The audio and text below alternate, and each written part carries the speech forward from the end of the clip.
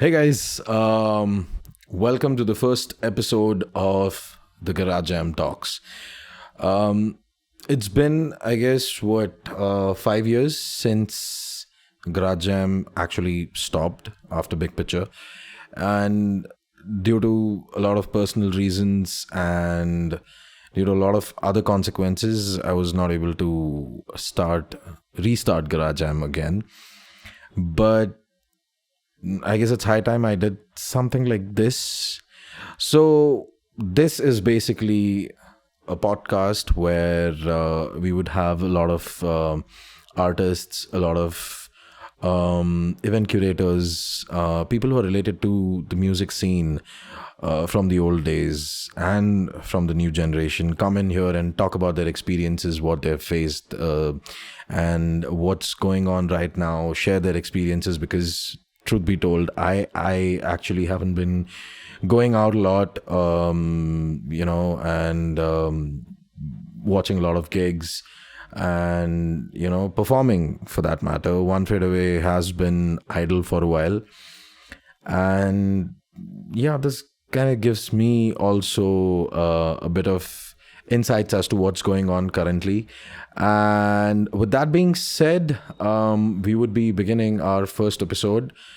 This is going to be a little interesting. The way I started Garage Jam initially was to help out musicians, and Garage Jam Talks is going to do the same thing. It's going to help musicians in a lot of ways, whether it's just the knowledge base, whether it's the technology that people have gotten into, whether it's just understanding streaming or recording your stuff and just releasing it out there, or doing live gigs or doing albums, doing singles.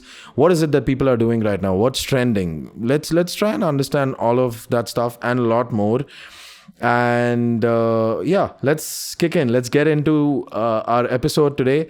And before we get into the episode and call in our first guest, I would like to talk a little about our today's sponsor. And as you can see, yes, it's NZXT, my favorite.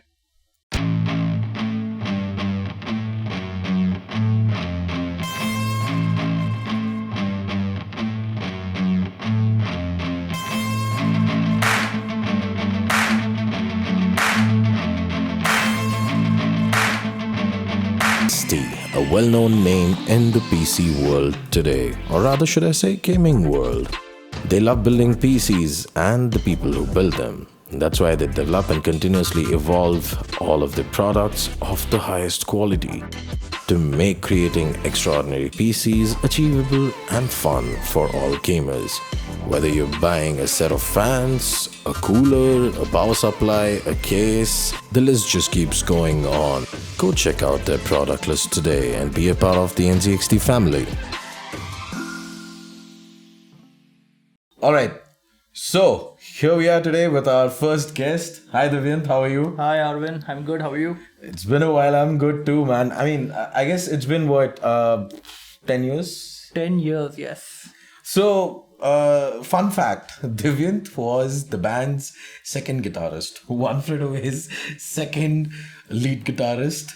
And then what exactly happened? Why did we actually separate our ways? We were all students and we couldn't even gather 1,000 rupees in our name if we wanted to put something significant together. So we all had our priorities back then. I was a student. I was working my ass off as an engineering student. Right. I know. It was all a struggle for all of us, man. I was working and then trying to bring the band together, and then it was way too difficult. Way too difficult. I guess this is something that everybody goes through in their life when they're starting a band, because you need like-minded people, you need people who have time, who have the same amount of dedication as the others, and putting in all that amount of effort, somebody has to take in the lead and make sure everything is going in well. The jam sessions, the shows, oh my god. Okay, yeah.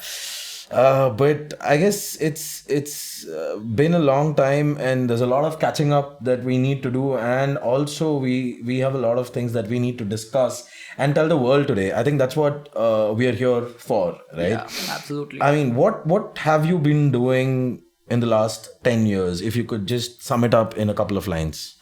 Okay, so my path started as a regular engineering student in Bangalore. I did my engineering in RNS, and I finished my engineering. And after I finished my engineering, unfortunately, I didn't have enough marks to be allowed inside placements.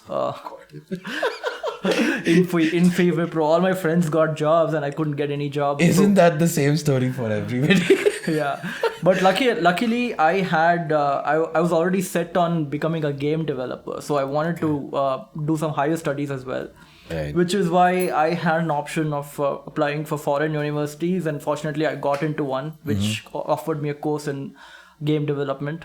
So that was an irresistible thing for me, so I just flew away to the US. And back in the US, of course, I studied computer science, specializing in game development, but I didn't end up becoming a game developer. I learned how to build games, but I ended up being a regular software engineer. And yeah, I had a pretty good life for the next 5 years. Wow.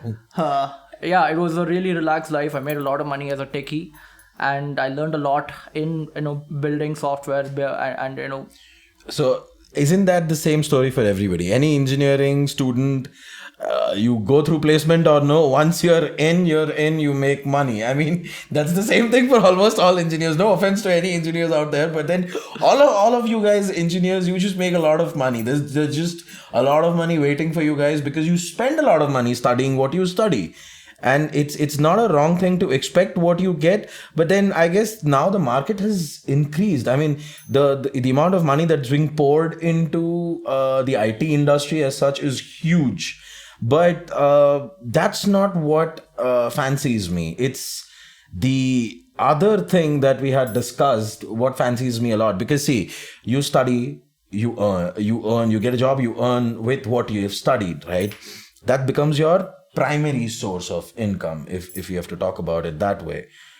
So what's that special thing about the secondary income? Before I get into the entire aspect of what we are about to talk, let me give you guys a brief idea about what we are doing here.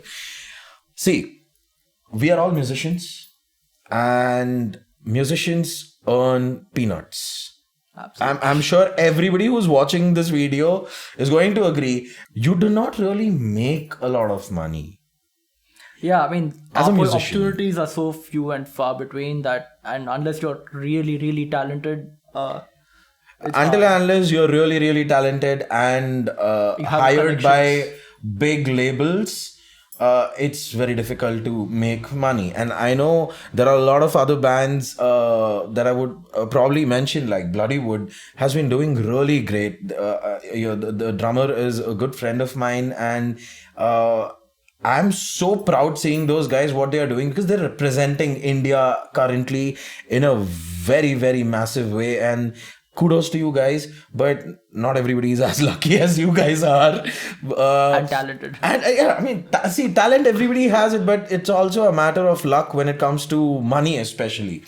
I think I would say that. So we are all established right now. We've been working and slogging our asses off, having day jobs, and then we are those overnight superheroes who go and play gigs and just come back earning some 8-10 grand or 15 grand or whatever is given to you by the venue. But that does not suffice a band of, let's say, 4 people in it, or 5 people. 4 people are the most common number in a band, and if you're paid like 12 grand, you get 3K each.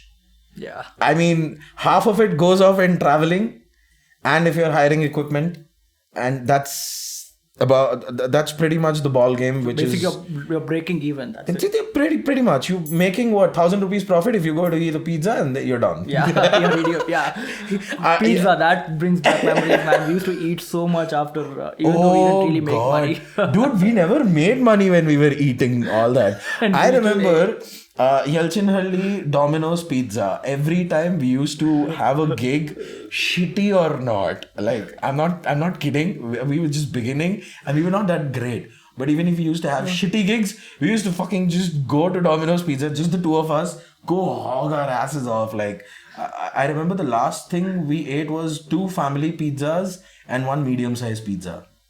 Yeah. That was a lot to eat, dude.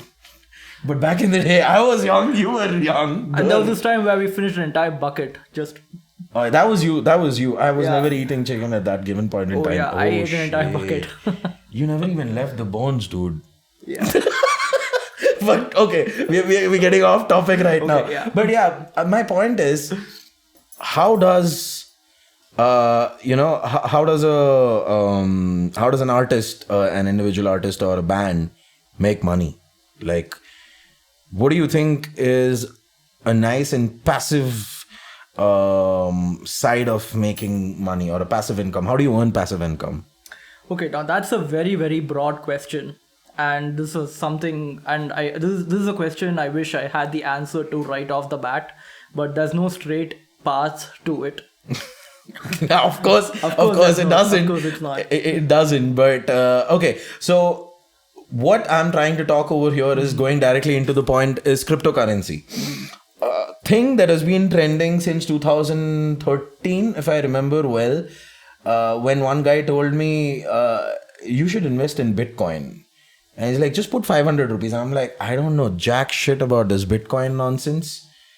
And I regret saying that, because if I would have put 500 rupees at that time, today I would have been a fucking millionaire, which I'm not. But I wish I had a time machine to go back and put that 500 rupees back in the day. So here is the big question. How good is the digital currency, and can we make money out of it? Because it seems like you're doing really good for yourself. Touch wood. This particular man had made a statement that changed my life, and it changed his life, and it's changing my life right now because I'm learning through him. And he said, I retired. I repeat, I retired. I'm like, what the fuck? How can you retire at such a young age, man? I mean, everybody has a dream of retiring at the age of 40. You're what right now again? 33. Yeah, you're my age. Yeah, okay. Never mind. You're giving me a complex right now. Screw you. But okay, never mind. Explain to the world what you're doing with cryptocurrency. Okay, so my story starts way back in 2013. Oh, damn. Didn't you like... It's not... Yeah, I know. I came pretty early to it. I know that whole cryptocurrency thing started becoming popular back in 2013. But my story with crypto started that year. You came in 2013, you mean? Yeah, in a sense, yes, I did. You came in too early. Yeah. Well, no, I didn't come in too early. I came in at the right time. Oh, okay. Okay, no. Okay. Enough of bad jokes now. Let's get into the whole thing now. Yeah, please. Okay, so my story starts in 2013 when I was in the US, and I was already strapped for money, and my mom used to send me 30k rupees every month just so that I could pay rent and afford food. And a lot of times I would run out of that. 30,000 bucks used to come up to $500-$600 in the US USD. That's really less. Yeah, that's pretty low. But since we are students and those are not money that we ourselves earned, it's parents' money. Parents are basically maintaining our livelihoods. True. So 400 of it used to go in rent, and the remaining $200 used to be there with us for us to buy groceries or go to restaurants and eat. And mind you were in a sharing room or something like that? Yeah, I was in a 4-bedroom apartment with a bedroom of my own. I had 3 other roommates with me, and we lived in a residential area next to the university, which means the houses were pretty cheap. Okay. So yeah, that was our scene. And in order to send that money, my mom used to trudge all the way to the bank and fill out a form and send it. And I had to wait 3 to 5 business days following that event every month for the money to arrive. Wow. And a lot of times that money doesn't arrive at the time I need it. And because of it, I sometimes skip lunch or skip dinner or skip the whole skip meals for the whole day because I can't afford food anymore and there's no food left in the house. That's bad. I used to be really, really resentful about the financial system because back then we still had SMS, we used to have video calls, everything was there. We could communicate in real time very easily. So when we could communicate every day in such ease, why couldn't we transfer value and make financial transactions with as much ease? Why do we have to jump through so many hoops in order to just send money, which also happens to be so essential? So I was really pissed off about that, and one day I was reading an article, some tech articles, and I just happened to see the word Bitcoin. And one thing led to another, and I was like fascinated by it. I first found out that Bitcoin is a digital currency, and then I started researching about it. It's a decentralized digital asset which works on a peer-to-peer way, and I was fascinated by it. Like, I instantly fell in love with Bitcoin. That's my start of journey. Okay. Since then, you could say I was indoctrinated by it, and I've been obsessed about it. And yeah, I've made every effort possible to buy Bitcoin when I can, mine it, whatever. Okay.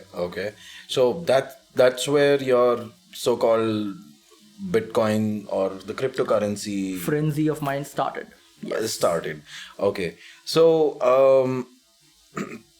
I mean, with everything that you've been through since 2013, it's been what, 7, 8, 9 years now, right? Yeah. Close to a decade now. And last year, you retired. Yeah. Okay. So that means you're making decent income where monthly you can afford your own, probably a house, your own food, your own maid. Yes, actually, the income that I have from retirement is actually way more than I've had in any salary. So it's not only just retirement; it's an upgrade in lifestyle. Now that is something that we should be looking at as musicians if we really want to push, out with our passion, because you focus on your passion and then it becomes really difficult to focus on the financial aspect of it, because if you belong to a middle class family or an upper middle class family, people don't really understand earning from music anyways unless you are into the commercial aspect of it. And if you really want to do rock, metal, grunge, whatever kind of genre that you're looking for, it's really difficult. I think this not only helps the live musicians as such, it also helps a lot of DJs who go do these gigs in pubs and stuff, because I'm sure even they don't really get paid so much unless you have a name, because that's how the market is, right? So what we are discussing here is something which is applicable to probably anybody who are looking into passive income. We're not showing you that this is how you can do it. We're just trying to explain to you that this is one of the possibilities through which it's a little bit easier to have a little amount of pocket money at the end of the month, so that you can go buy your own, guitar strings. Because as far as I remember, a whole set of 4 strings for a bass guitar costs nothing less than 1,500 to 2,000 bucks, and that's freaking a lot, man. 2,000 rupees is a lot. If you look at it, it's like let's say half of my month's bike's fuel, So that's a lot if I have to commute every day to the office and everything else. So let's get into it. And my first question to you would be, what's cryptocurrency or the digital currency in general? As you said, it's a decentralized monetary system. How does it generally work? Okay. Cryptocurrency is basically a misnomer as it stands today, because cryptocurrency consists of 2 words, crypto and currency. Crypto usually refers to something that's hidden, secret, sketchy, whatever. Like a crypt. Yeah, well, like a crypt, like encryption, anything that's used to hide something is considered as crypto. Right. And currency basically means a medium of exchange.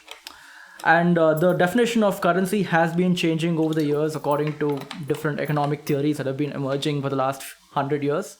And right now, as per the statements issued by the Ministry of Finance, whether it's by Arun Jaitley or by Nirmala Sitharaman or RBI's Governor Shaktikanta Das, is that a currency is a medium of exchange issued by the sovereign, which means they keep emphasizing the fact that a sovereign should be the one to issue that currency.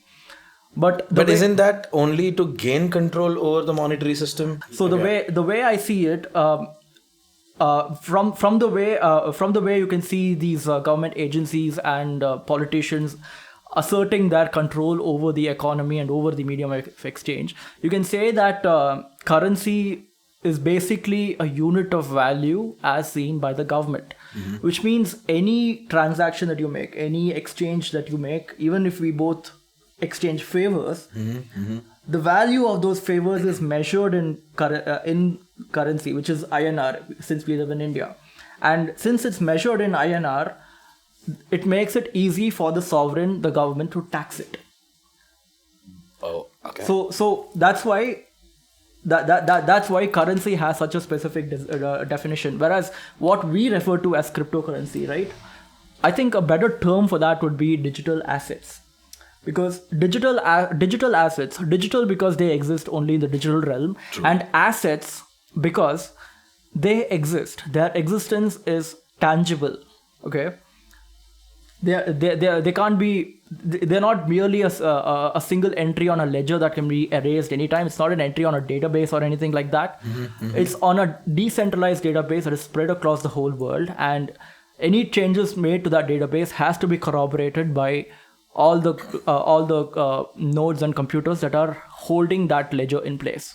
Okay, that's too technical for my head, because it just went from me. But I got half of it, what you said, of course, because technically I am a crypto mining consultant where I set up crypto mining systems for people so that they can mine all the different types of coins and stuff. But it's not about me, it's not about you, it's about what the world is going towards today, and getting into that now.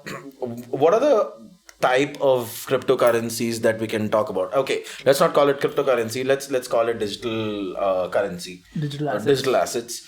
What are the different types of digital assets other than Bitcoin, which has a huge name, which is going under loss since quite a while, and a lot of my money has been going down with it. But then you also told me that it's the INR value of the Bitcoin that's going down, but not the Bitcoins that I have, which makes more sense. That gives me a sense of satisfaction, true.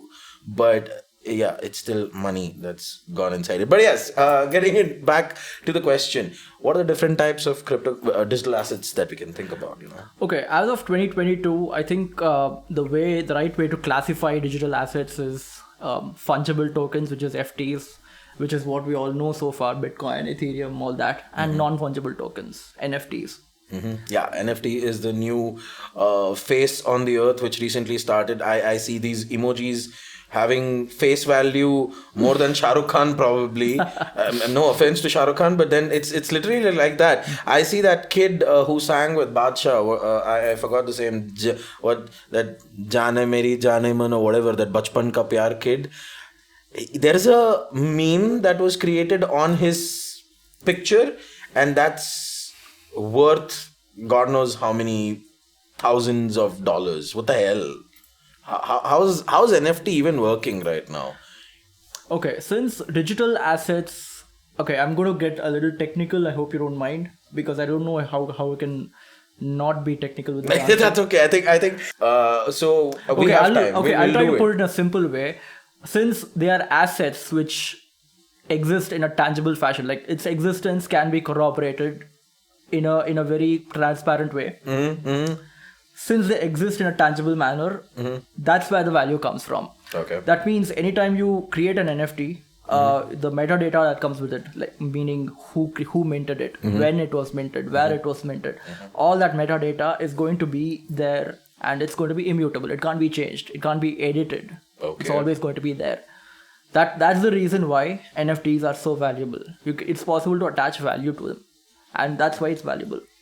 But that also means that Does that actually mean that even I can create an NFT today and launch it? Yes, anybody can create NFTs and they can launch it. However, the platforms that let you do that also want to maintain their reputation and also make sure that the blockchain isn't flooded with junk NFTs, which is why a lot of them ask you to pay an initiation cost upfront. There are some other platforms, for example, WazirX. It makes users create videos about themselves, introducing themselves to the audience before they are allowed to mint NFTs on their platform. Wow. So there are different the ways to do it, but basically these platforms, they try to make sure that the minted NFTs actually have some value to them as opposed to be a junk. Okay, so no wonder that kid got so famous. Yeah. I can see that because he has a face value. It's as simple as that. Yeah. Okay. Now, my next question to you is now let's say I have an understanding of what cryptocurrency is. We understand that there is a fungible token and a non-fungible token, and I decide to invest on either of them, and either of them will give me different kind of profits. So let's say there is Bitcoin, there is Ethereum, there is XRP, there is USDT, USDC. There are so many other different coins that you can think about. Which, I mean, how is it that I can choose any one of them? Let's say I'm a lame guy. Now I don't understand, all of these things, and I'm new. What would be your suggestion in the most simplest format for me, where you could tell me that, I'm not looking at the coin types as such or the coin names as such, but what is that one thing that I should be looking at where I know if I put my money today and 3 days later or 4 days later, if I want to withdraw, for example, which is obviously not possible, but I'm just telling you, let's say it's a weekly investment that people are trying to add in and just pull it out. What would be that one thing or one suggestion that you would want to give people or tell them that this is what they can try doing? Okay. This is one of the most common phrases used in the crypto industry in general, which is don't invest money that you can't afford to lose. Meaning, if you have some money in your bank account which you are saving up to pay rent or to pay fees or something like that, never spend that money to buy crypto hoping that you would have more money later, because that is not worth the risk. Okay. Which means it's always advisable to spend money that you can afford to lose. Let's say you're making 60,000 rupees a month. Okay. Surely you can live a lifestyle of say 55,000 rupees a month, right? So that 5,000 rupees is something you could throw away. Well, you technically, of course, you're going to feel very guilty throwing it away or even buying lottery tickets with it. But you can put that aside, thinking that this money will probably turn me into a millionaire 10 years down the line. You can safely... I mean, you're not really saying anything wrong because, to be frank, you go to a pub with your friends, you go drinking and all that stuff, you go twice a month and you just spend around, 7 grand approximately. So I think 5,000, I wouldn't call it throwing away if it's an investment that you're looking at. So 5,000 is something that I would be able to invest and probably think about getting money out of it. But that being said, now that we know that we are not really investing everything that we get from our salaries or whatever we have, what am I looking at when I go to all these different apps that are there on the market? Because I'm not going to get into the details of these apps because there are thousands of those apps which you can look into. There's the India's Coin Switch Kuber, which is quite famous. They've recently... DCX World. Yeah, there are so many other different apps that you can get into. But once I get into it, it's all graphs and pie charts and... it's all it's all lines that are being drawn which were taught to me in 6th standard mathematics. So what the hell am I supposed to do when I look into those? Well, that's the thing, right? I mean, yeah, you can give a damn about those charts and numbers and all that if you are day trading and want to make a quick buck. But even day trading takes a lot of skill and intuition. which I myself don't do because I tend to lose a lot of money doing that day trade. But my strategy would generally just be put any extra money I have into crypto and just hope that one day it is going to go up, because I think it will. Any crypto for that matter, it may crash tomorrow, it may crash 2 years down the line, it might even turn out to be a scam project. But unless it's a scam project, I think it's only going to go up. How do you authenticize these things? Like if that's even a word, I don't know. Yeah. How do you figure out how each of these crypto coins are legit, right? Yeah. So each of these coins have their own story to tell, right? They have their own websites, they have their own white papers, they have the founding teams. You can take a look at them. You can even look at what these coins are individually trying to solve, and if you can relate to those, then I think that's definitely something you have to invest in. For example, there's this crypto coin called StoreJX that used to exist a few years ago, which basically paid people to rent out their storage space. Wow. Okay. If you allocate a certain number of GB to your storage of your hard drive, your computer's hard drive, to this app, people can store stuff in it, and it's in a very decentralized manner, and it they don't necessarily store one chunk of it of any data for you to be able to make sense, but it's just allocated in such a way that n number of users can rent that space out, and in return you get paid this token called StoreJX. Now the StoreJX token is also being traded on the open market, which means the value of that comes from two things: people speculating on StoreJX and people earning from StoreJX. And of course, people who are, if you want to store something in the cloud, you have to pay in StoreJX. So even there, the StoreJX coin gets consumed. So that tokenomics is, there's a consumer here and there's a seller here, there's a minter here. And because of that, the value of that coin gets maintained. Okay. And that's how you make money. And since I found this business model pretty attractive, I decided to buy it. Okay, fine, let's buy StoreJX. Maybe it'll go up.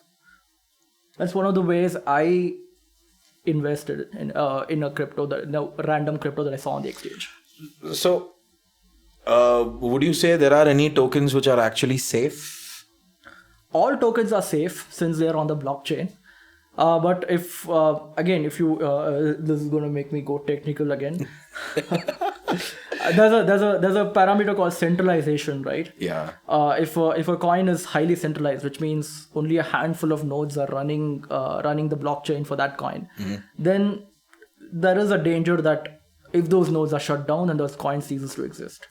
But a crypto like Bitcoin or Ethereum, for that matter, is running on nodes across thousands of different computers. Thousands of different computers are keeping Bitcoin and Ethereum or one of those big blockchains together. Correct. So it's very unlikely that all of them will be shut down in a coordinated manner because it's decentralized. Right.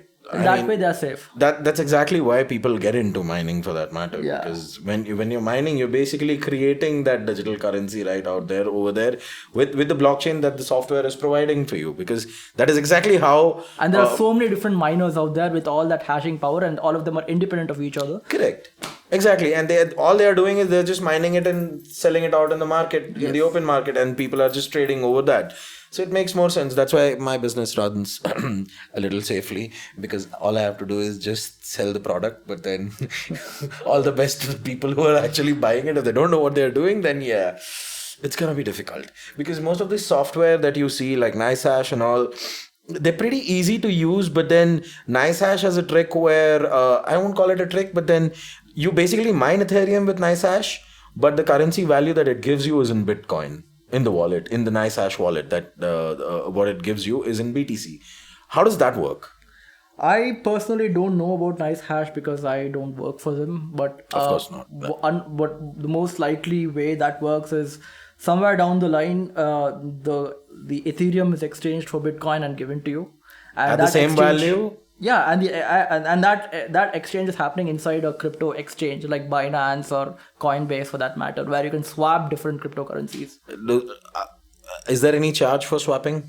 It depends on the exchange fees the exchanges charge. Okay. So that how much would that be? Like 1% or 2%? No, I think it will be like 0.045%, something like that.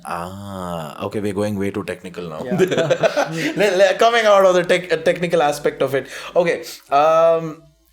My next question to you, understanding NFT and the different types of, you explained the difference between NFTs and FTs, and you also gave us a knowledge about if, the tokens are safe or they're not.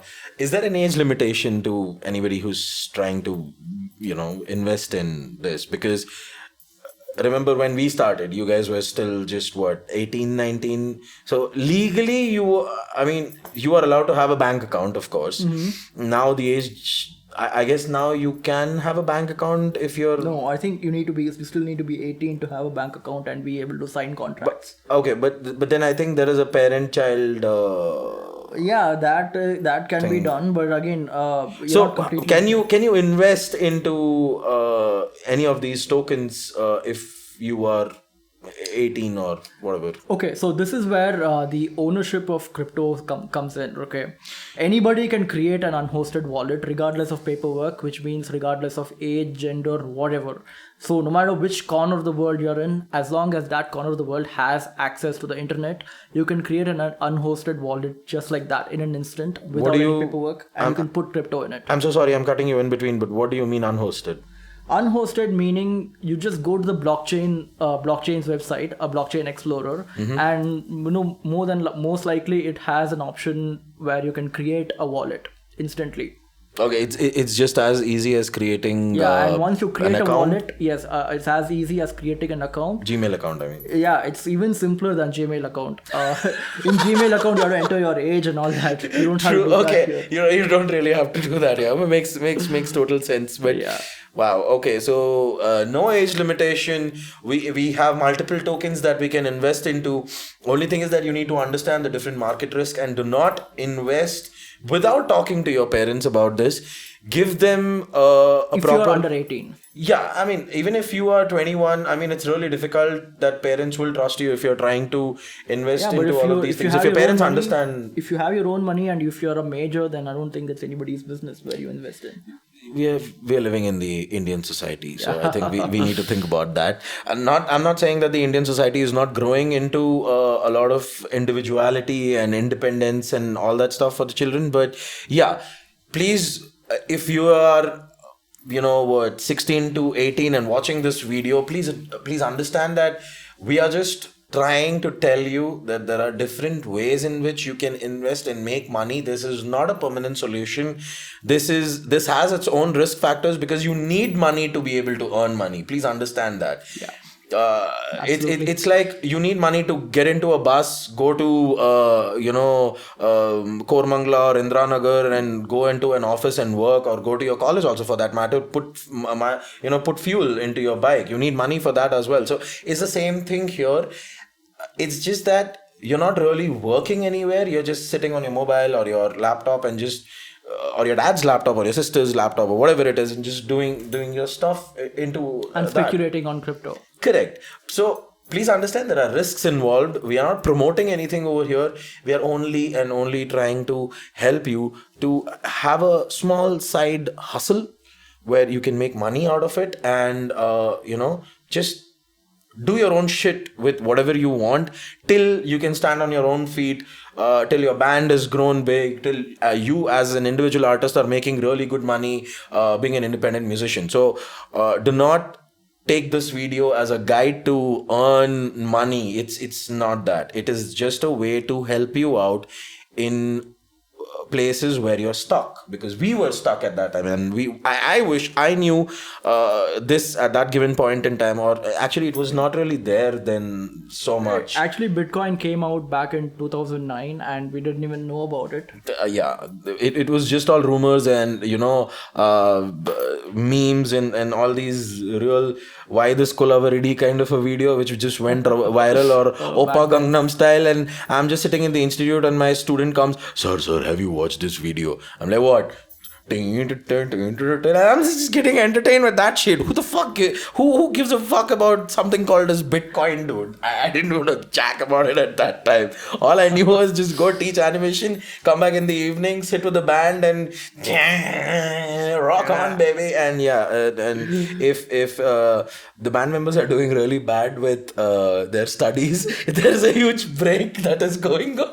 So yeah, and then, we are just trying to help you in a way so that you get some amount of money to earn those gadgets that you want, so that you can go live on stage with what you have. I'm not saying what you have is bad. I'm saying what you have, if you think about upgrading it, then you need some kind of money, and you shouldn't be stuck the way we were, and that's the most important thing. Okay, so if I have to get into the next set of questions, I think this is just going to be a very long episode, and it'll actually get people to sleep. So I don't want people to go to sleep, but I do have something that I want to show you guys, thanks to one of my friend. Goodness, it's sticking. Okay. This is not an old monk bottle. This is Indian drink. It's Ampanna. This is by a company called Living Foods, and they are not sponsored this. Please, NZXT is the biggest sponsor that we have, and they are really good. Please, if you want anything to do with really beautiful PCs, like the mic stands that I have right now, these are NZXT, and nothing beats that. But then yes, Living Foods Ampanna. Thank you, Samarth and Shrishti, for introducing me to this. This is something really nice, dude. It's just 49 freaking bucks for 375 ml, and trust me, I could not finish this in one day. Yeah, we could have had this back when we were in the band 10 years ago. I swear, dude. Every time we had to struggle with all those cold drinks, and even cold drinks were so much costlier at that time. Oh yeah. 49 bucks, and it's fresh. It has a lifespan of max to max 7 days. I think this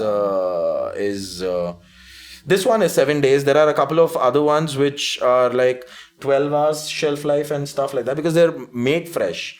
And the packaging was so superb. It came with freaking ice packs in the front and the back with bubble wraps. Not kidding. Really amazing stuff. But this is a healthy, suggestion that I wanted to give everybody else. But yes, getting back to the entire topic, Divyanth, I think I would want to have more details. I want to discuss more details about this entire thing, go a little more technical in the second episode. But this first episode, we would like to conclude here by saying one thing. I met this mofo after 10 years, and this guy has a different life right now. He's a different person entirely, and he's inspiring me every single freaking day, and I'm learning a lot from him. And your entire lifestyle right now is something that everybody actually dreams of having, because you have the whole day to yourself. You do whatever you want, you get up whenever you want. Not that it's really a good thing to do, because everybody needs a lot of hustle, quoting John Cena, hustle, loyalty and respect. But then you are hustling, you have hustled, and I think you've gained your freedom right now, and I respect that. I respect what you've done, and I hope that this first episode gives a lot of insight to a lot of those budding artists who are just coming up and thinking about how will they be able to manage their studies, how will they be able to manage, making some money out of it and jamming and everything else.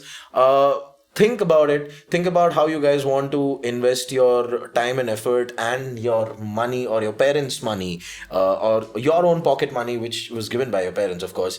How can you take that safely and invest it into something that gives you a decent amount of profit at the end of a month or even a week or whatever it is? Learn more about it. Do not just take our words for it. We are just sharing an experience, what we have here.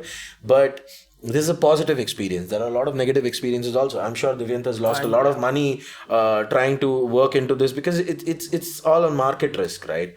So please do whatever you want to do with the guidance of your parents. If you do not understand any of those things, if you want to learn more of these things, I'll leave in our email IDs in the description section. We are planning to come up with a couple of classes very soon for all of these things. Divyanth is going to be handling most of those stuff, but it's nothing right now. It's getting underway. It's all work in progress. But yes, thank you so much, Divyanth. First episode with the Garage Jam Talks. It's been lovely. We're going to have a lot of other artists who are lined up for this session, and I hope you guys enjoy. See you all, guys. We'll meet up in the next episode. Please, I'll have to preach like everybody else. Like, share, and subscribe. When you talk, you gain a lot of knowledge. So that's the idea of the entire podcast. And hope I have not bored you guys. Once again, old school never dies.